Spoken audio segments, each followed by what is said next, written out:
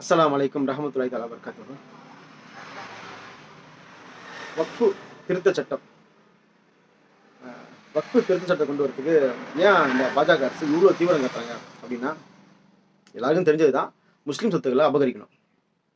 முஸ்லீம் சொத்துக்களை அபகரிப்பதற்கு எது தடையா இருக்குதா? அந்த வக்ஃபு போர்டு தான். அதெல்லாம் கொஞ்சம் திருத்தம் பண்ணா சொத்துக்களை ஈஸியாக அபகரிக்கலாம். அதுக்கு அவங்க சொல்லக்கூடிய குற்றச்சாட்டுகள் என்ன?